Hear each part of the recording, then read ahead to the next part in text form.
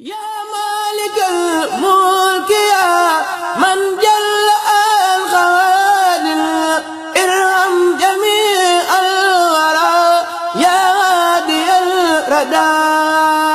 يا مالك الملك يا من جل الخوادم ارحم جميع الورى وجل الله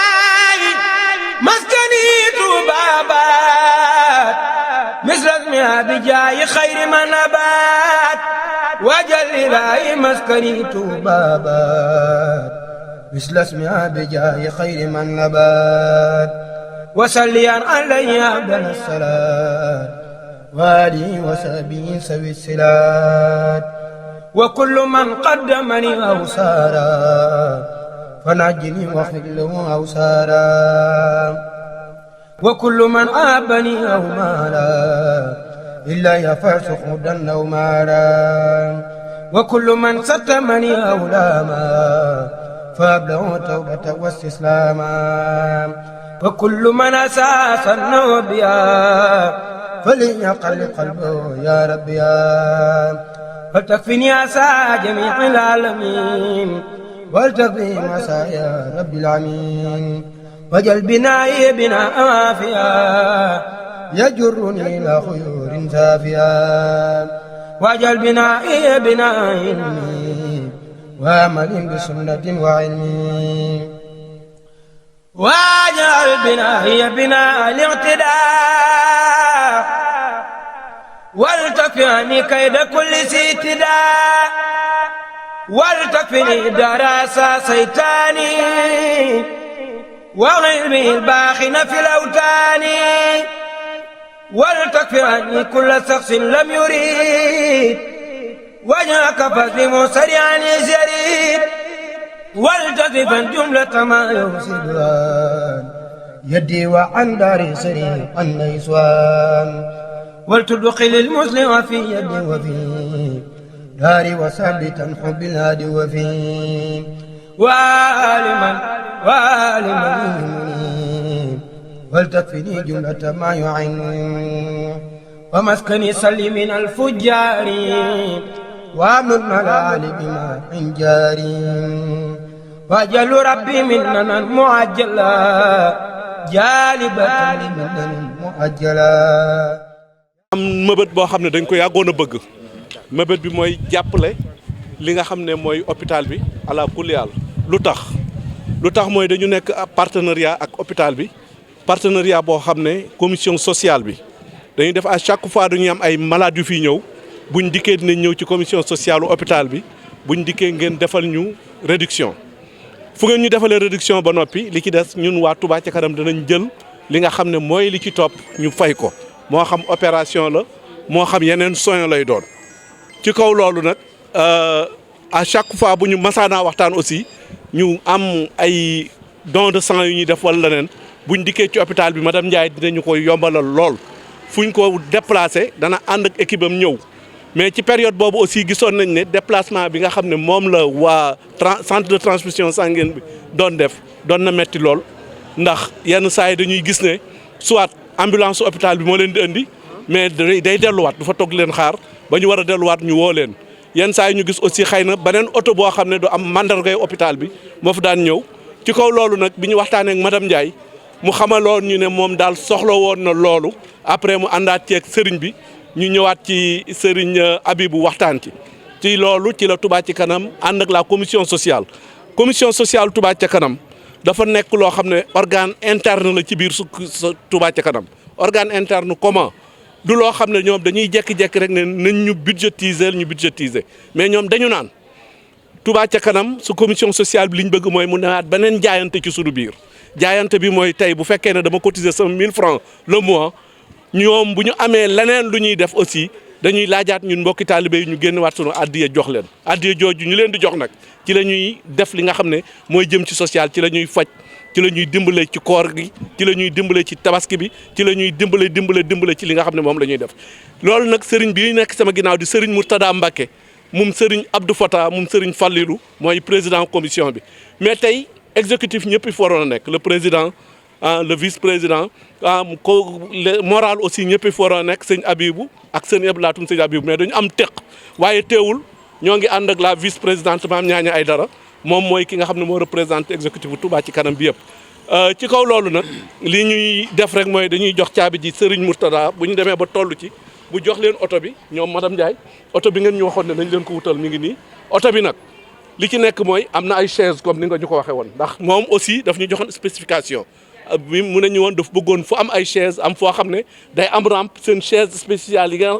am mën a yëg ci biir ak yooyu wutal nañ leen oto bi am na rampe am na chaise am na espace boo xam ne seen bagage yi aussi da ngeen ko ci mën a dugal Touba ci kanam it jekk na ba tey di ànd ak yéen di liggéey parce que Touba ci kanam dara tax koo jóg lu dul Touba lépp loo xam ne nekk na ci biir Touba ak structure bu mu mën a doon Touba ci kanam tàllal na ko loxo moo xam hôpital la moo xam police la moo xam sapeur la moo xam waaye ndax yéen nekkalu leen fi lu dul askan wi te ñu nit askan wi rek moo ñu tax a jóg kon docteur directeur ñoo ngi sant ñoo ngi gërëm ci taxaw bi di leen wax nag ne leen bëggoon nañu aussi ngeen dimbali ñu ci accès parce que à chaque fois dañ fiy ñëw accès bi xaw a jafe xëy na dëgg la aux heures de travail du yomb ci ñuy bàyyi ki nga xam ne nekkul ci biir hôpital bu ñëw mais à chaque fois bu ñu fi ñëwee rek li ñuy dox mooy askan wi ak jàppale leen am na un jour it dikk nañ waxtaan ak yéen bëgg nañ ñu xool nu ñuy def ba ñu am fi au moins heure bu ñu demee ba créer sunu semi bi ñu am fi bureau boo xam ne pour prise en charge yëpp nañ ko fi def incha allah loolu mi ngi ci sunuy projet ñu kon sëñ Mourtada bisimilah. Monsieur le directeur de l'hôpital Matlaboul Fawzeyni, c'est avec un grand plaisir que l'association Touba ca kanam, à travers sa commission sociale dirigée par Serigne Mourtada Mbacké Ibn Cheikh Ibn Serigne Abdoul Fattah Falilou, vient aujourd'hui ici pour vous faire don de cette ambulance. Cette ambulance pour appuyer la banque de sang. On a tous constaté que la banque de sang de l'hôpital Matlaboul Fawzeyni se mobilise à chaque fois que de besoin pour venir au niveau, pour appuyer les populations. Et Touba ca kanam est en parfaite collaboration avec cette banque de sang. À travers Madame Ndiaye qui nous a sollicité un jour par rapport à ce besoin-là, la commission sociale dirigée par Serigne Abdoul Fattah l'a fait savoir au comité directeur de Touba ca kanam. Étant donné que Touba ca kanam, tous les actes qu'elle pose, elle le fait pour les populations, a jugé nécessaire de venir appuyer l'hôpital Matlaboul Fawzeyni à travers sa banque de sang. Donc, monsieur le directeur, nous sommes très ravis aujourd'hui, très contents de venir poser cet acte-là au niveau de Matlaboul Fawzeyni. Tantôt, Seigne Mamoun Gadiaga l'a dit, nous recevons des cas sociaux souvent qui viennent ici, qui ont des difficultés. Donc poser cet acte donne un élan symbolique à travers tout ce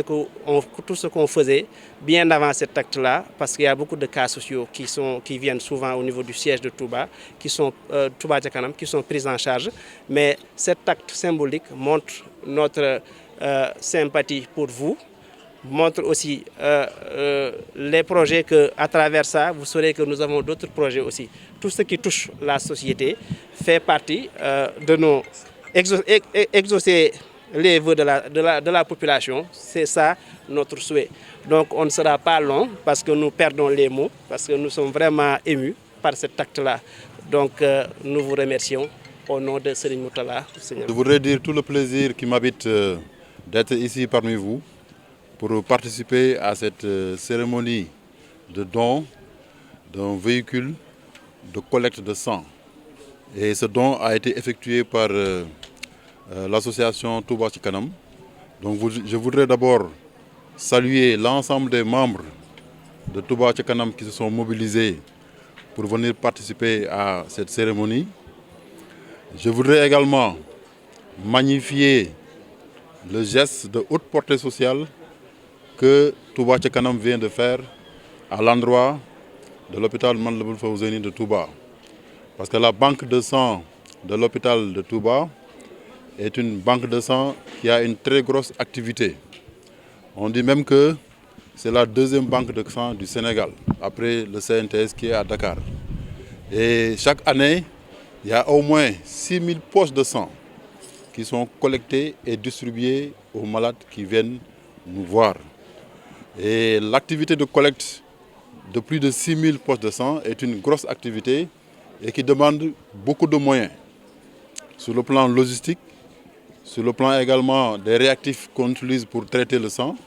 mais sur le plan également des produits alimentaires que nous mettons à la disposition des agents du service de la banque de sang pour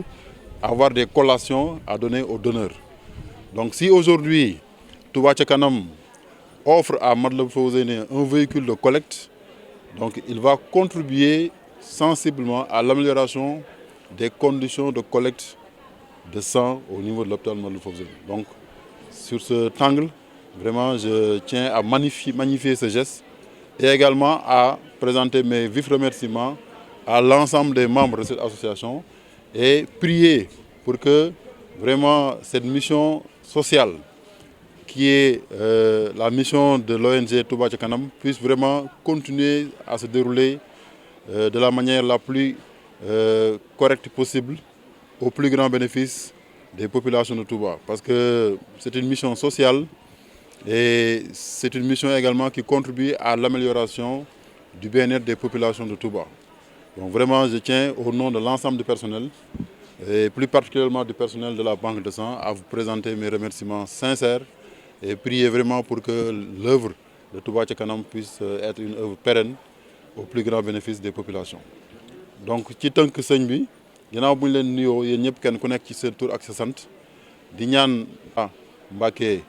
mu yàgg fi loolu te wér dañ leen di béral ak cant jëmale ko ci yéen ñi nga xam ne yéen a fi taxawal tey waa Touba Ca Kanam ci li ngeen def jëmale ko ci hôpital bi muy fexe ba indi fi oto boo xam ne bii maanaam hôpital bi dina ko mën a jëfandikoo buy def li ñuy wax collecte de sang maanaam buy wuti deret di ko jox askan wi ndaxte hôpital bi maanaam booy xool diwaanu Njaareem mooy hôpital bi gën a mag ci biir diwaanu Njaareem te itam boo ko dee xayma lu mat juróom-benn junni poche sang mbuusu deret dañ ko joxe at mu nekk mu jëm ci askan wi loolu nag pour mu mën a nekk dafa laaj ay jumtukaay yu bare loo xam ne bi day jëm ci wàllu oto loo xam ne tam day jëm ci wàllu maanaam ay réactifs yooyu jël pour mën a tester deret bi ak aussi ay collation lu jëm ci ay jumtukaay yoo xam ne bi bu ñuy joxe deret suñ ko joxee ba noppi moom la ñuy xewloo kon nag tey bu Touba Ca Kanam ñëwee joxe oto bi naam daanañ am ay oto yu ñuy jël pour mën a defi collecte bi waaye oto bi bu ñëwee day dolli ko ci li ñu amoon te day tax liggéey bi tam gën a yomb day tax liggéey bi gën a yemb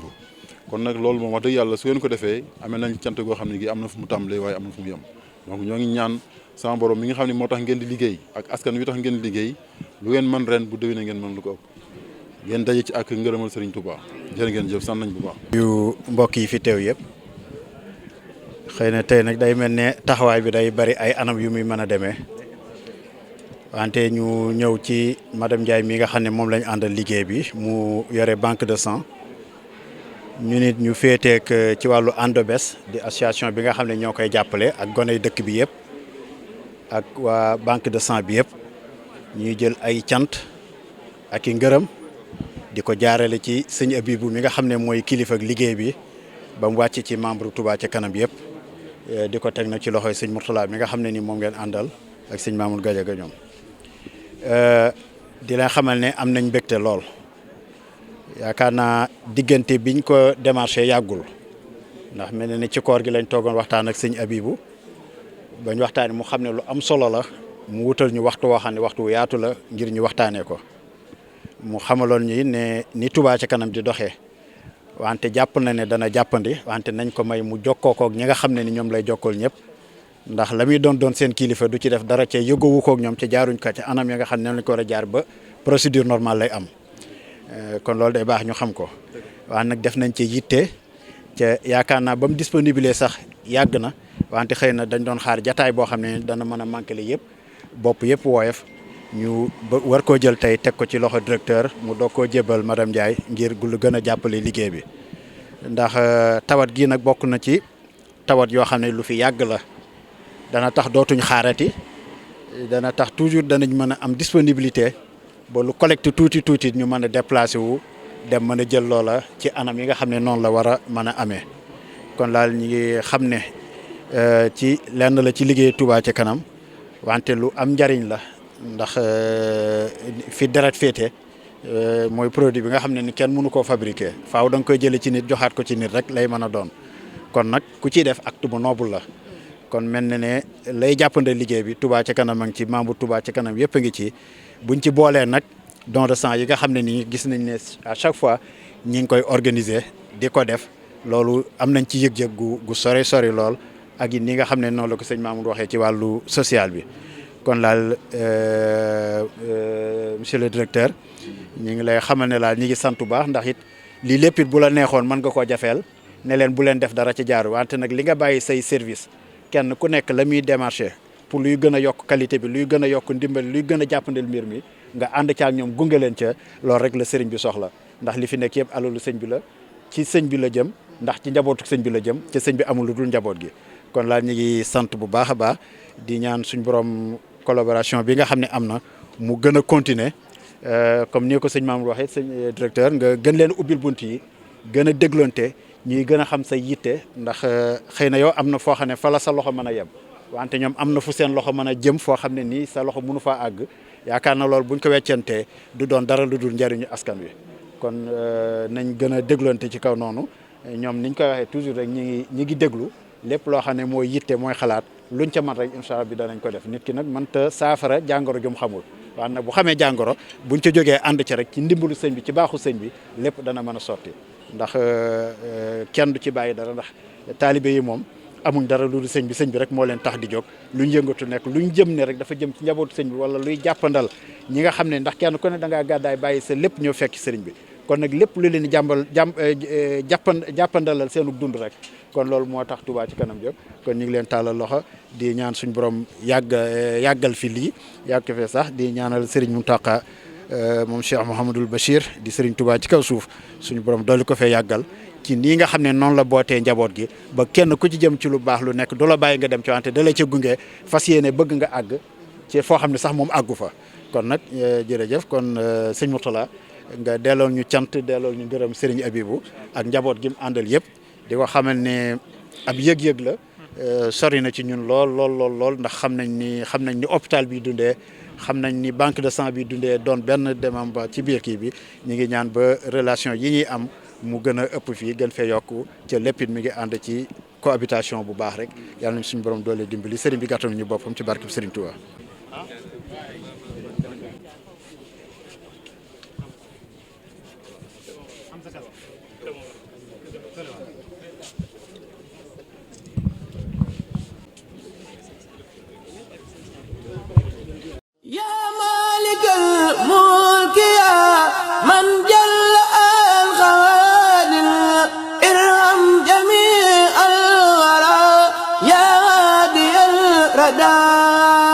يا مالك الملك يا من جل عن خاد ارحم جميع الورى